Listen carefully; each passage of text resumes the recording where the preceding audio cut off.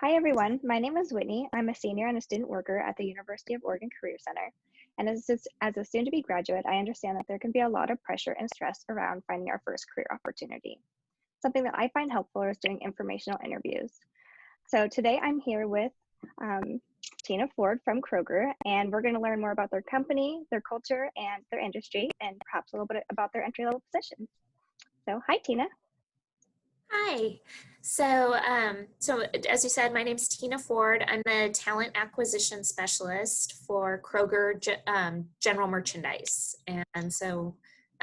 What that means is I help recruit and do the HR functions for our general merchandise group. And the general merchandise means anything you would find in a Kroger store. So, for instance, a Fred Meyer, which you might be familiar with, or that is not food related. So all of the categories of like apparel and housewares and garden center, toys, electronics, all of those categories fall into what we call general merchandise. And so while Kroger itself is headquartered in Cincinnati, Ohio, the general merchandise team, from everyone from our product developers to our buyers and planners and promo planning, sit here in Portland for general merchandise. So we have a team of about 350 people that work for general merchandise that I support that are here on our Portland campus, which, as I told you, is just in Southeast Portland. So, and we share the campus with the Fred Meyer headquarters, some of our pharmacy teams, some various marketing teams, and the Fred Meyer Jewelers headquarters is here as well. Wonderful. So is your background in general merchandising or in your industry? Yeah, so I started, I went to school and told my dad I was going to be a buyer and shop for a living, and he said that wasn't a real job. So I became a buyer for a department store. That's what I went to school for, and worked for a company that was called Meyer and Frank a long time ago. That was a Portland store, and it is now part of the Macy's chain, or has switched over to Macy's. But so I was a buyer there, and then I moved into training and development in HR. Kind of did a career shift and ran what they called at the time their executive leadership program. And that was a program to get people from college to be buyer ready. So I ran that program. And when they closed the corporate offices for Meyer and Frank, I, as well as like 800 other people, were laid off. And I was pregnant at the time. So I did the stay-at-home mom thing for like a year and really sucked at it. So I went back to work, and I worked for the National Kidney Foundation as a program director for a bit of time. And then I ran the Center for Retail Leadership at Portland State University for about 11 years. And and then from there came over here because my boss, or the person that hired me out of college into the training program at Meyer and Frank, she worked here and is now my boss. So the moral of my career story is don't burn bridges as you go through your career, because you never know when that's going to wrap around. Wonderful. That's really great. I can see why you're perfectly fit for this position, having an extensive background in merchandising and then all the training and talent development that you've done. Yeah, it's been a good fit. So. Wonderful. So could you tell us a little bit more about Kroger and your industry? So Kroger is the second largest retailer in the U.S. We own a variety of banners that we call them, or divisions, across the U.S. So like I said earlier, you may be familiar with Fred Meyer or QFC or Fry's, Ralph's, and then as well. So in addition to our grocery stores that we own, we also own various other businesses. We own a company called 8451, which does all of our data analytics for us. We own a company called VitaCost, which is an online business focusing on, vitamins and health foods. And then like Fred Meyer Jewelers. So we own a jewelry store, and we own in the Midwest, we own the Little Clinic, so a chain of health clinics there. So we have a wide variety of businesses, and the Kroger's really good and strategic about the reasons that they bring in new businesses or acquire new businesses. Total, we have, I think right now, just under 500,000 employees just in the US. Wow. And so it means a lot of opportunities for people. Definitely, the store route with management positions there are very lucrative and great opportunities. And for our corporate offices, which are in Cincinnati, there are an abundance of opportunities and great ways to move up and through the company. And then just here on our campus, where we have about 1,500 people total, just within general merchandise, we have some great opportunities for people to move up. So great. That sounds like a big opportunity to move nationwide too. I imagine a lot of corporate offices allow you to transfer between different states even. I mean, if you're... Yep, absolutely. Right? Yeah. Wow, that's great. So what is something that you really value about Kroger as far as your culture and their mission statement, perhaps? So with that, Kroger really values diversity, which is, right now, really important to, I think, work for a company that does. I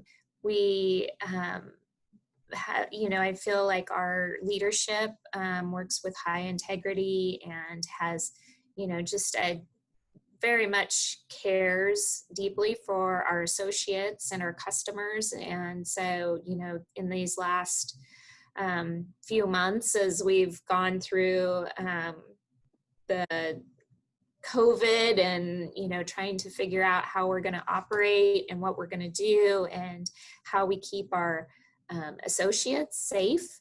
I have been really impressed with the leadership and, just the calls that I've been a part of and helping, to make sure that first and foremost, it's about keeping people safe. And I think that is really important. And I've really appreciated that in a company. So. Great. Well, it sounds like something I'd be interested in doing. I've actually worked for Fred Meyer's before, so I understand you that did? you guys are really great. Yeah. Just in the check stand, like when I first started going to college, it's like a great little transitional job as far as like doing the check stand and meeting the community, and I just really loved it.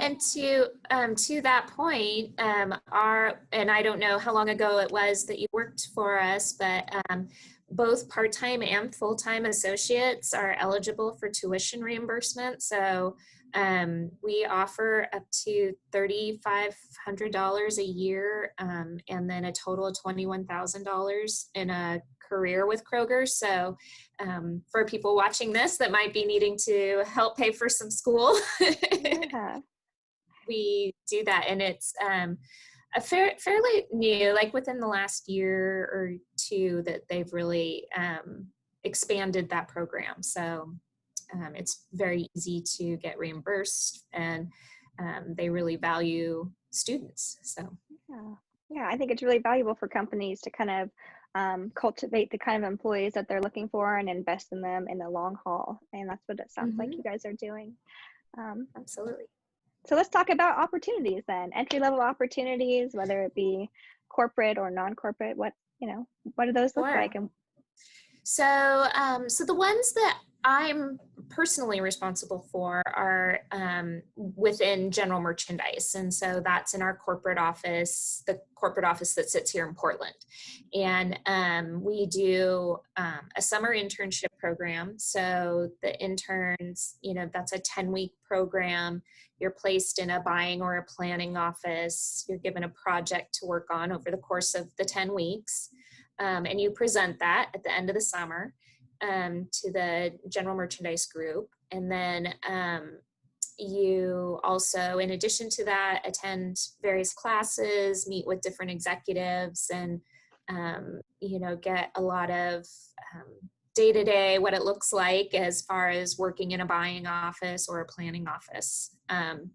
And then that program we've structured so that, when we hire for the internship program, we're looking for people who are really interested in continuing on with Kroger in a buying or planning role. So you do potentially, or you have the potential to get a job offer at the end of the summer based on your performance and your interest. And you go through another interview at the end of the summer, but then we give our job offers in the fall. So you potentially have, your junior, when you do the internship, then you go back to school as a senior, you've already got a job offer in hand, and then you would start that following summer with us as what we call a general merchandise trainee.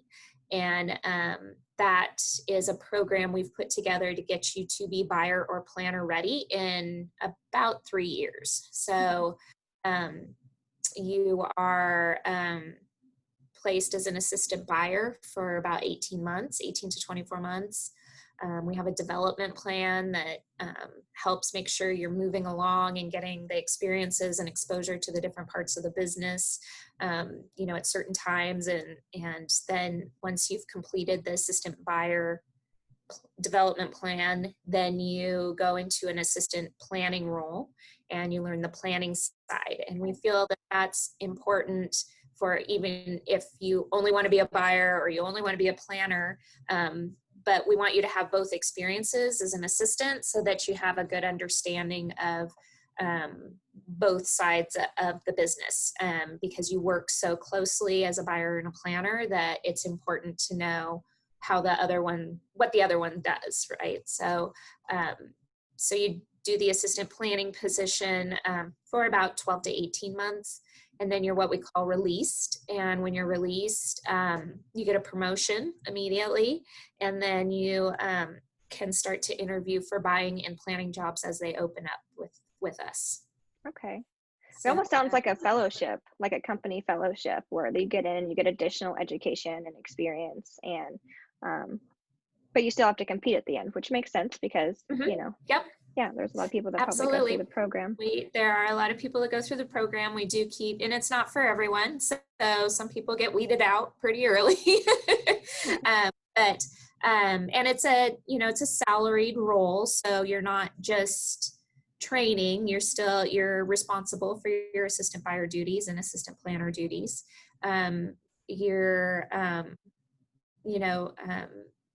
Like I said, you're a salaried associate with us. So as we move through, we're just making sure that you're developing and getting, the experiences that you need so that when you get to the end of that time frame that you're ready to step into one of those roles and take it on, because our buying and planning roles are not small roles. So, we have buying roles that are anywhere from, you're running a $31 million business to a $300 million business. So, so we've got some really large roles that you would potentially be responsible for, just 3 to 4 years out of college. So great. Yeah. So what kind of background are these students are you looking for in students?